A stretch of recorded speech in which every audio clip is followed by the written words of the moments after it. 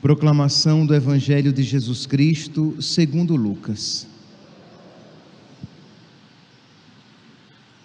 Um dia, Jesus estava rezando num certo lugar. Quando terminou, um de seus discípulos pediu-lhe: Senhor, ensina-nos a rezar, como também João ensinou a seus discípulos. Jesus respondeu: Quando rezardes, dizei: Pai, santificado seja o teu nome, venha o teu reino, dá-nos a cada dia o pão de que precisamos e perdoa-nos os nossos pecados, pois nós também perdoamos a todos os nossos devedores, e não nos deixes cair em tentação. Palavra da salvação.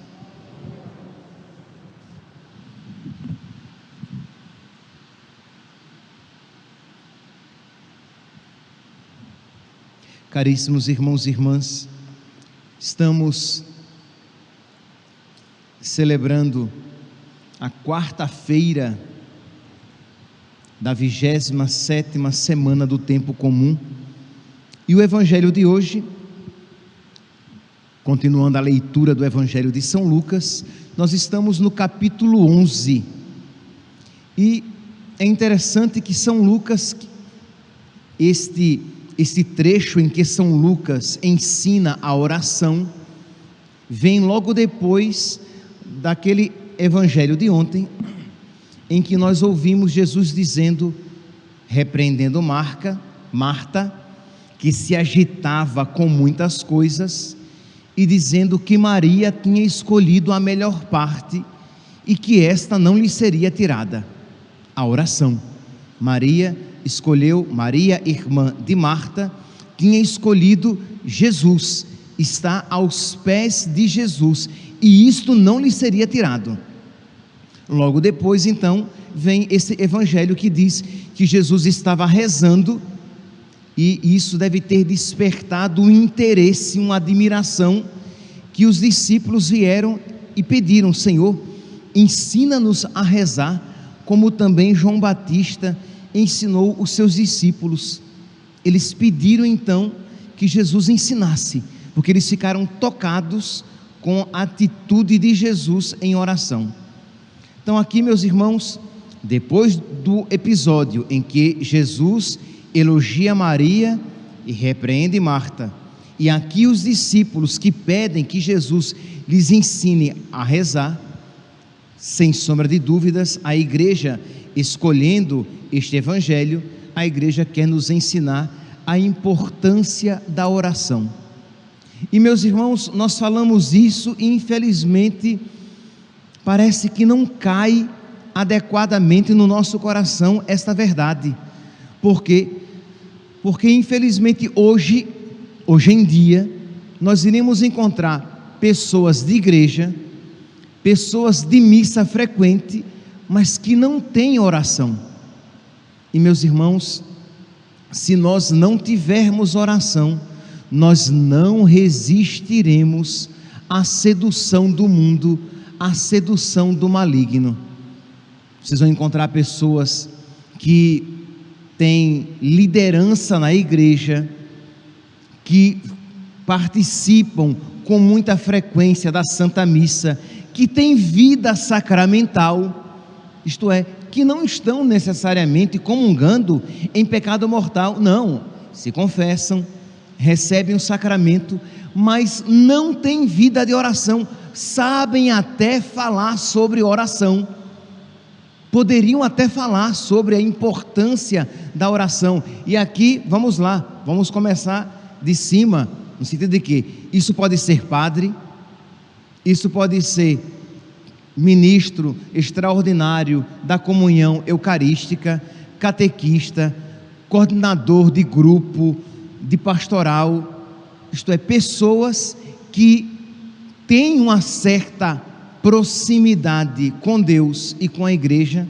mas que não têm verdadeira vida de oração, que arrumam tempo para tudo. Se você chegar para essas pessoas e pedir algum trabalho, essas pessoas vão se esforçar para que possam servir, Mas se você disser, olha, mas esse tempo reservado ao serviço, dedique-se à oração, essas pessoas talvez não digam, mas acharão um desperdício de tempo você gastar 1 hora em oração. Se você perguntar se ela teria 1 hora para lavar os banheiros da igreja, porque estão muito sujos e não há quem lave, essa pessoa iria se dispor. Se você pedir que ela se dedique durante 1 hora, 1 hora e meia para catequizar as crianças ou para levar a Eucaristia para os doentes, ela vai se dispor, mas ela não tem essa mesma disponibilidade para se dedicar à oração com nosso Senhor.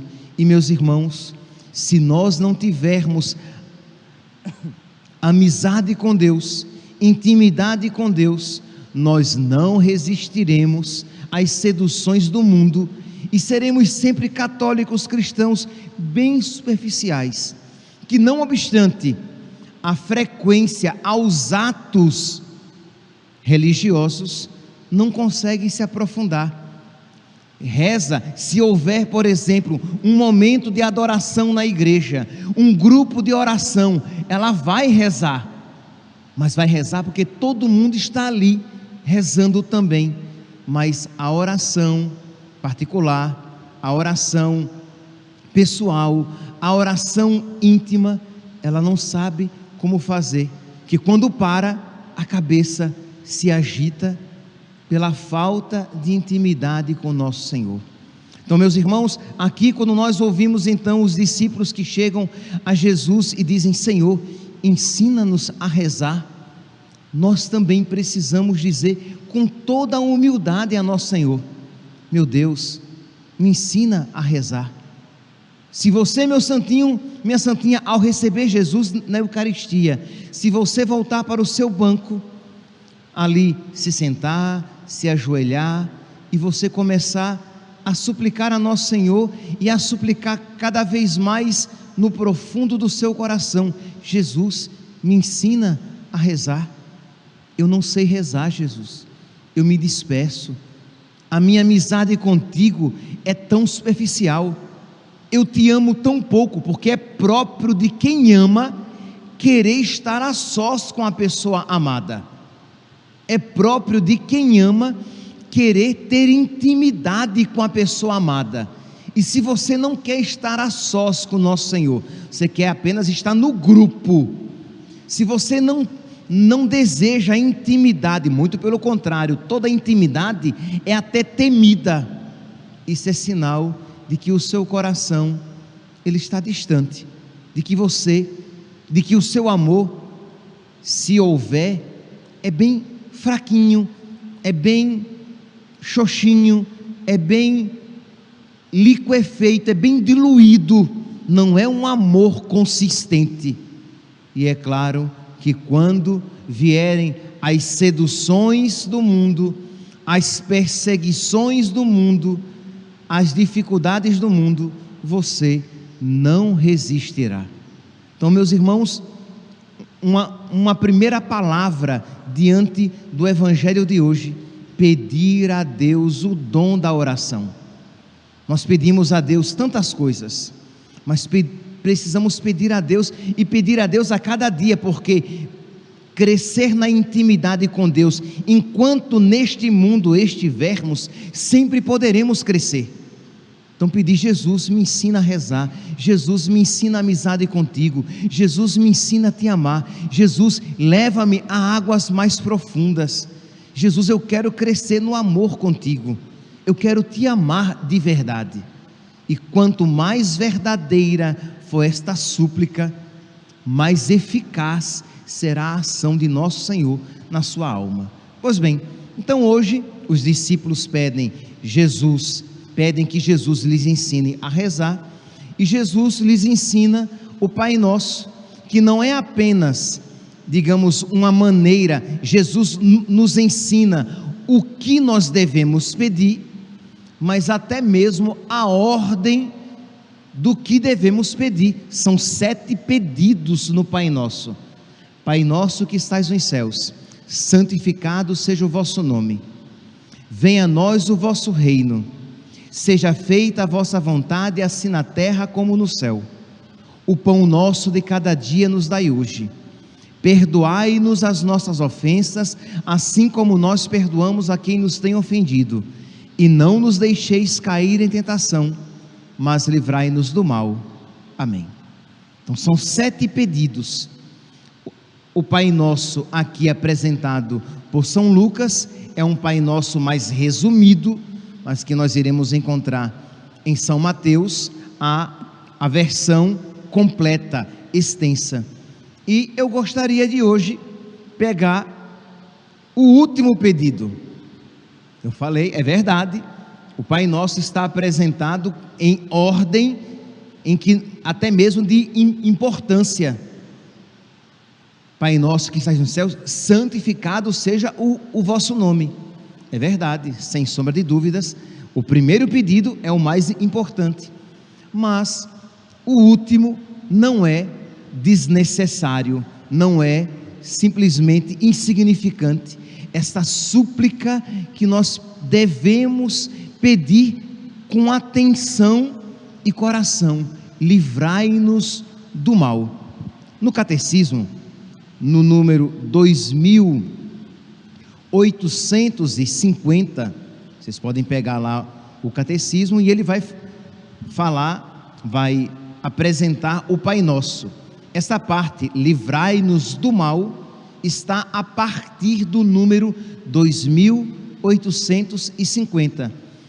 E diz o catecismo que esta súplica, livrai-nos do mal, nos faz referência à oração sacerdotal de Cristo, lá no capítulo 17 de São João, em que o último pedido, diz aqui o catecismo, o último pedido ao nosso Pai aparece também na oração de Jesus: Pai, não te peço que os tires do mundo, mas que os guardes do maligno.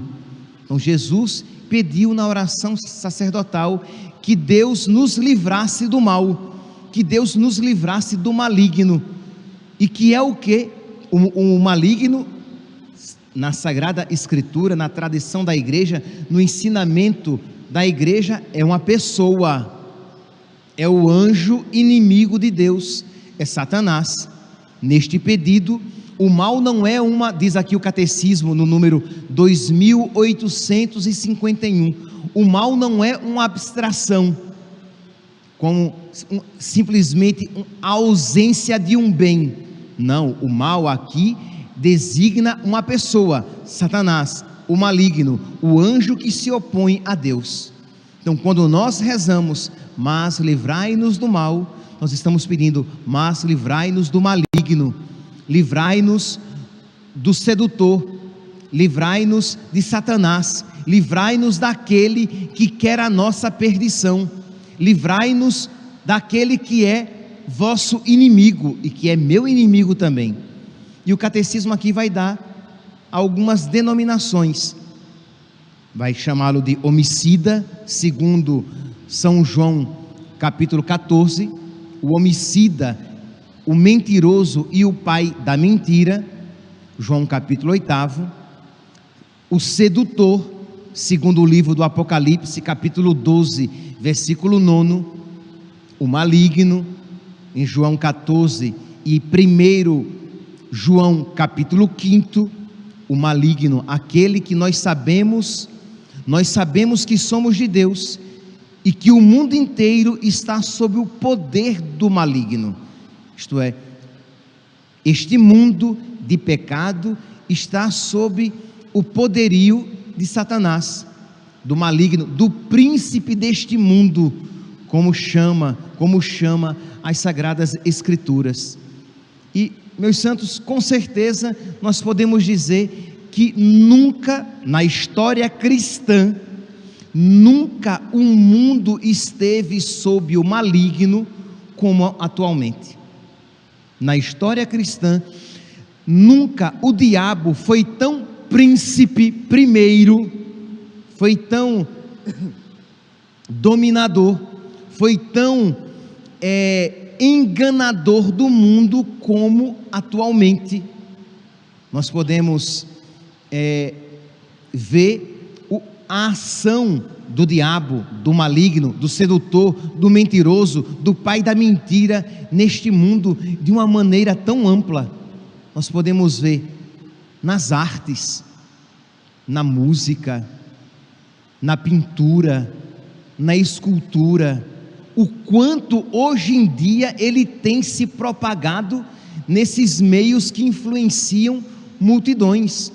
As pessoas cantam o pecado e o diabo e cantam com alegria. As artes que desrespeitam Deus e que exaltam Satanás e que hoje em dia estão tão comuns que nós já nem nos espantamos tanto assim. Então,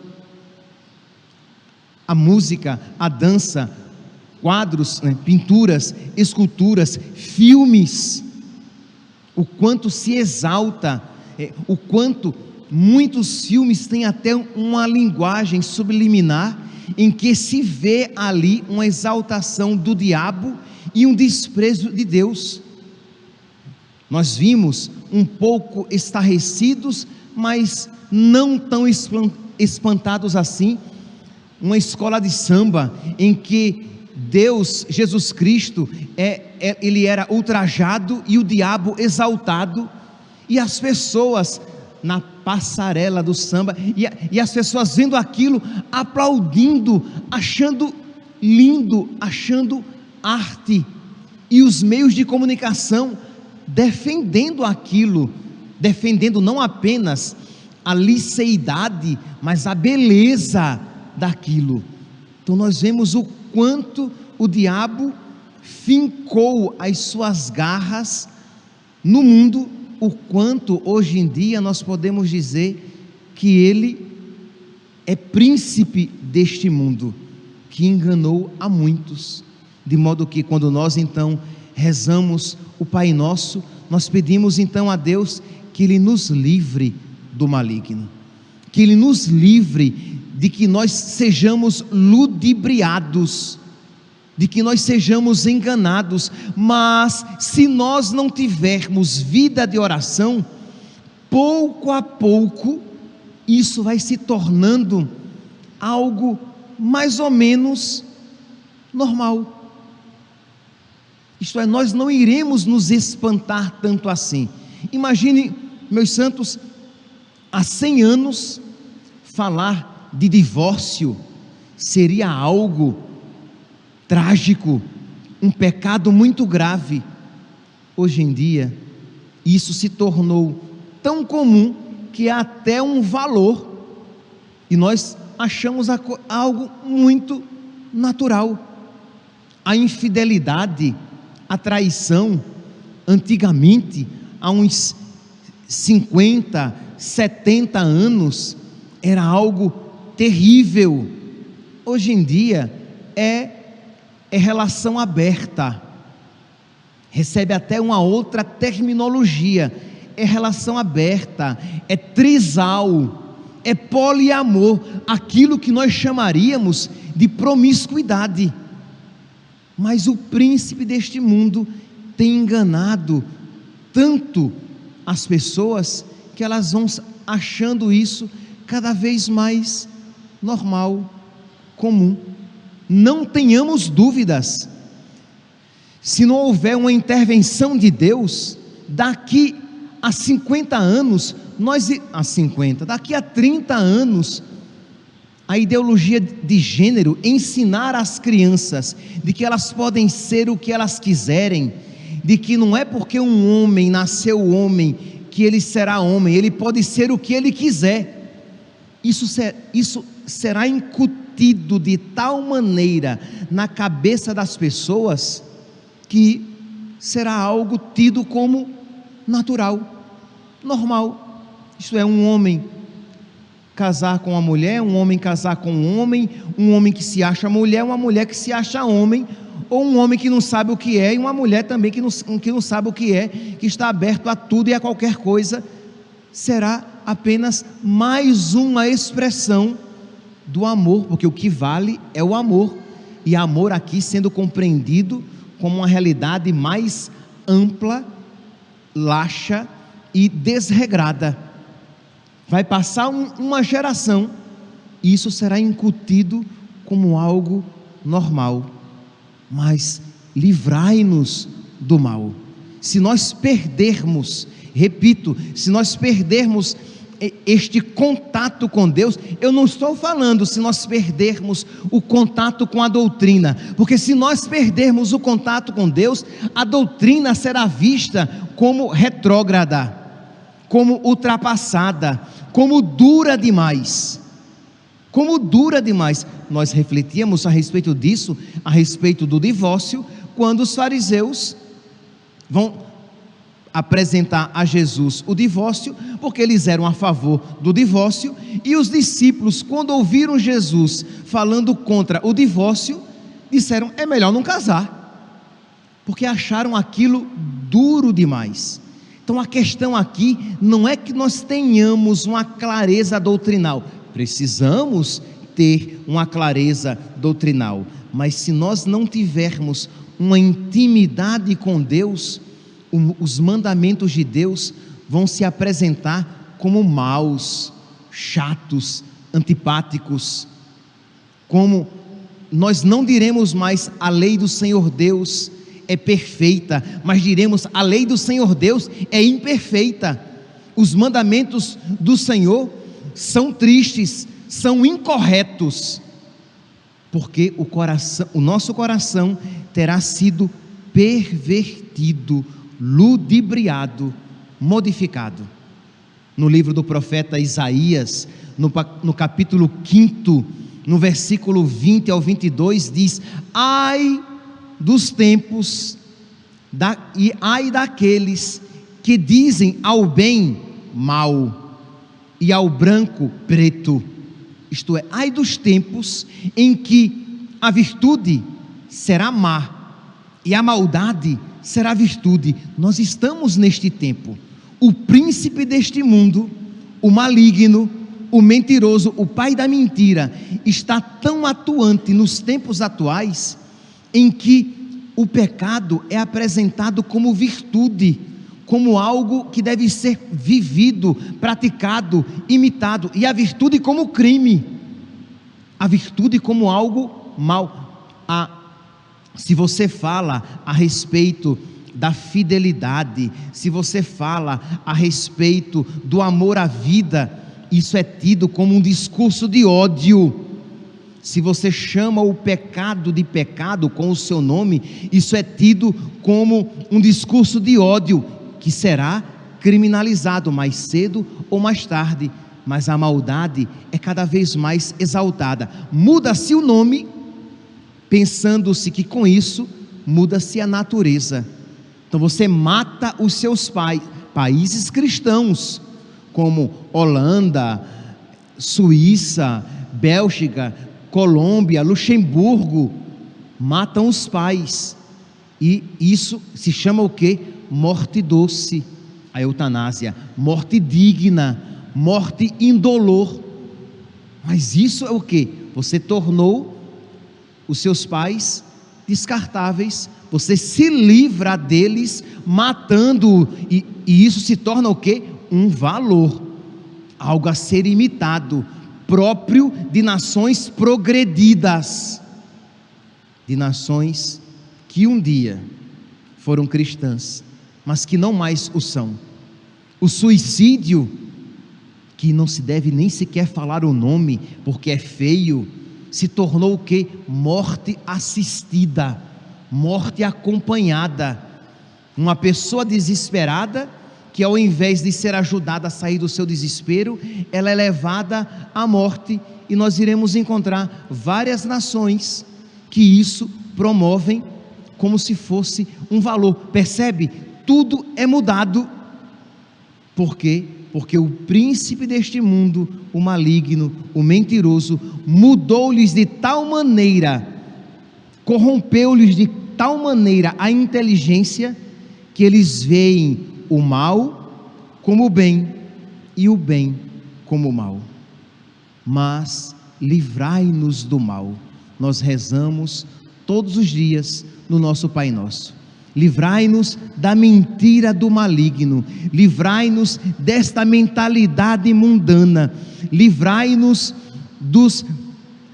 das atrações, dos encantos deste mundo. Dai-me, Senhor, a verdadeira sabedoria. Continua o catecismo no número 2854. Ele diz: no Pai Nosso, ao pedir que nos livre do mal, que nos livre do maligno, pedimos igualmente que sejamos libertados de todos os males, presentes, passados e futuros, dos quais ele, o diabo, o maligno, é o instigador.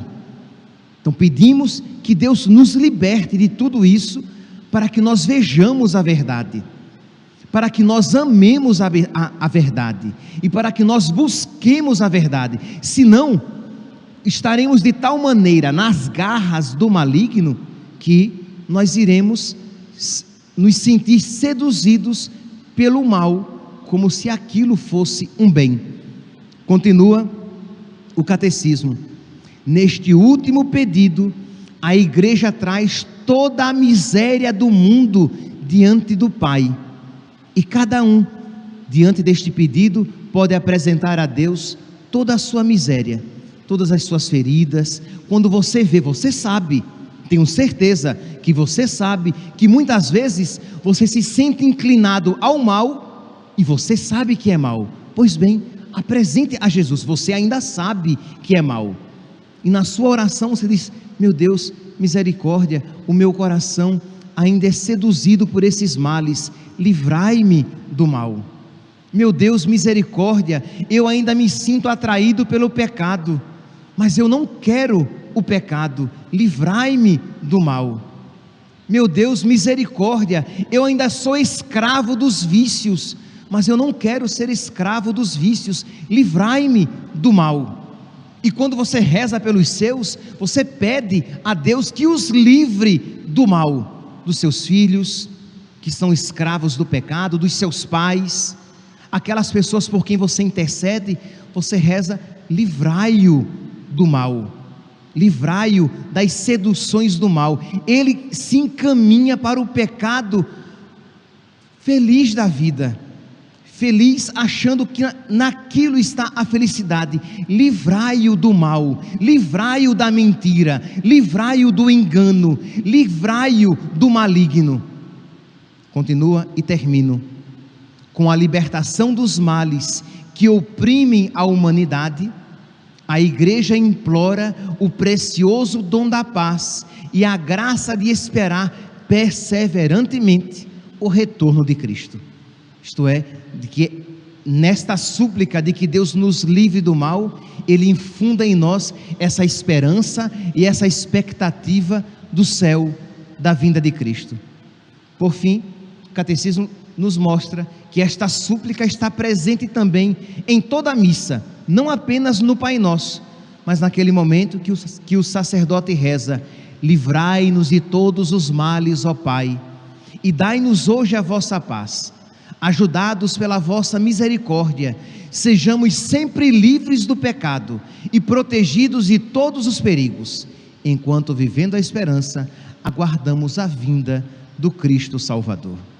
Que Deus, meus santos, nos conceda esta graça, liberte os nossos corações do mal, do maligno, do mentiroso, para que nós, livres, possamos servir e amar a Deus de todo o nosso coração.